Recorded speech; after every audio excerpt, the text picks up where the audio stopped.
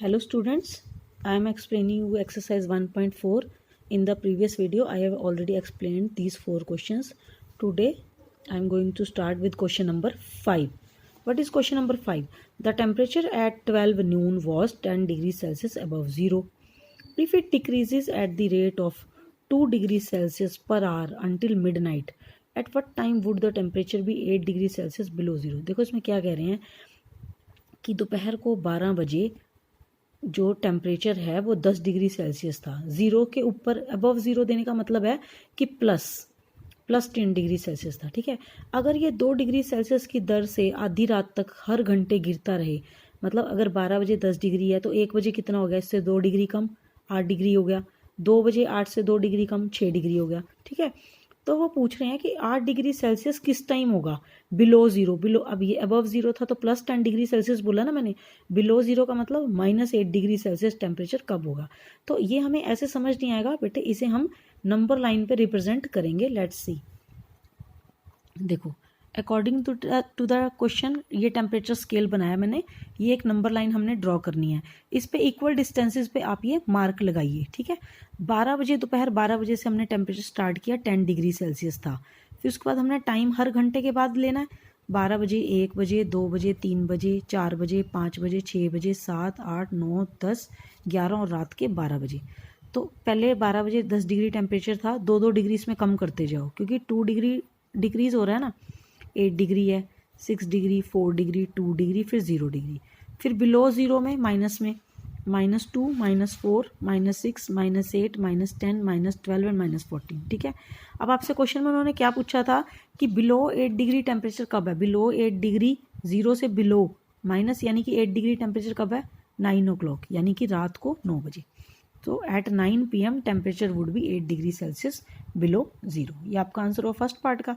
अब उन्होंने कहा है रात को 12 बजे मिडनाइट पे कितना टेम्परेचर होगा।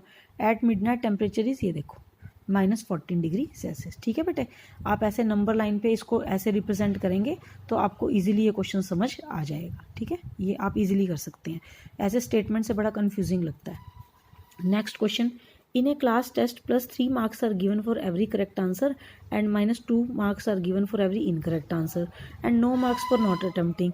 आपको ध्यान हो तो हमने एक्सरसाइज 1.3 में भी इस तरह का क्वेश्चन किया था कि एक क्लास टेस्ट हुआ, उसमें करेक्ट आंसर के लिए +3 मार्क्स और गलत जवाब देने के लिए -2 मार्क्स, और अगर क्वेश्चन अटैम्प्ट नहीं किया है तो उसके लिए 0 मार्क्स। ठीक है, तो इसका फर्स्ट पार्ट है, राधिका ने 20 मार्क्स स्कोर किए। If she has got 12 correct answer, अगर उसके 12 आंसर सही थे तो 12 सही आंसरों को 3 से मल्टीप्लाई करके स्कोर कितना होगा, 36। ठीक है, तो उसने गलत क्वेश्चन कितने अटैम्प्ट किए, ये तो सही किए ना 36, और लेकिन स्कोर 20 आए। तो गलत questions, how many questions has she attempted. So here is the first part, score of Radhika का स्कोर कितना था, 20 फॉर 12 करेक्ट आंसर। उसने 12 करेक्ट आंसर्स दिए थे तो स्कोर कितना हो गया उसका, 36 हो गया। ठीक है, तो इनकरेक्ट आंसर्स का स्कोर हम कैसे निकालेंगे, 36 में से 20 माइनस करेंगे। ठीक है, कितना आया हमारे पास, 16। ठीक है, तो ये इनकरेक्ट आंसर के लिए स्कोर आया है। तो आंसर्स कितने अटेम्प्ट किए उसने, हर एक इनकरेक्ट आंसर का स्कोर -2 है ना। ठीक है, रॉन्ग आंसर्स के लिए स्कोर क्या है, -2 है। तो अगर हम इसको -2 से डिवाइड कर देंगे तो हमारे पास क्या आ जाएंगे, नंबर ऑफ इनकरेक्ट आंसर। तो उसने कितने गलत आंसर्स दिए थे, 8 क्वेश्चंस के उसने गलत आंसर दिए थे और 12 के सही। ये थोड़ा सा कंफ्यूजिंग है। अब इसमें मार्क्स नहीं पूछे हैं, इसमें क्वेश्चन नंबर अटेम्प्टेड पूछे हैं। इसी तरह से देखो इसका बी पार्ट है, इसके बी पार्ट में उन्होंने कहा है Mohini scores -5 marks in the test. Mohini ने टोटल -5 मार्क्स स्कोर किए हैं। ठीक है, though she has got 7 correct answer, उसने 7 आंसर्स का करेक्ट जवाब दिया था। तो इसमें भी हमें बताना है कि उसने कितने इनकरेक्ट क्वेश्चन कितने किए, नंबर ऑफ क्वेश्चंस बताने हैं, इनकरेक्ट नहीं कि, ना कि हमें स्कोर बताना है। स्कोर सिर्फ हमें यही दिया गया है, स्कोर ऑफ मोहिनी टोटल -5 मिला उसे। ठीक है, 7 करेक्ट आंसर्स दिए उसने तो उसका स्कोर कितना हो गया, 21। तो इनकरेक्ट के लिए कितना हो गया, अब ये 21 में से 5 माइनस नहीं करना है आपने, -5 -21 करना है आपने, क्योंकि ये स्कोर उसने प्राप्त किया है ना। तो -5 -21 कितना हो गया, -26। और इनकरेक्ट क्वेश्चन के लिए, आंसर के लिए, एक के लिए स्कोर कितना है, -2। तो -26 को अगर हम -2 से डिवाइड कर देंगे तो हमारे पास क्या आ जाएगा 13 माइनस से माइनस का 2 13। तो number of incorrect question attempted कितने हो गए 13। ठीक है, स्क्रीनशॉट लेके बेटे आप ये क्वेश्चन कर सकते हैं। ठीक है, इसका ए पार्ट, ये फर्स्ट पार्ट था इसका, ये रहा, ये इसका फर्स्ट पार्ट था। ठीक है, ये इसका सेकंड पार्ट है। Do practice more and more. 7th question भी बहुत इजी है। An elevator descends into a mine shaft at the rate of 6 metre per minute.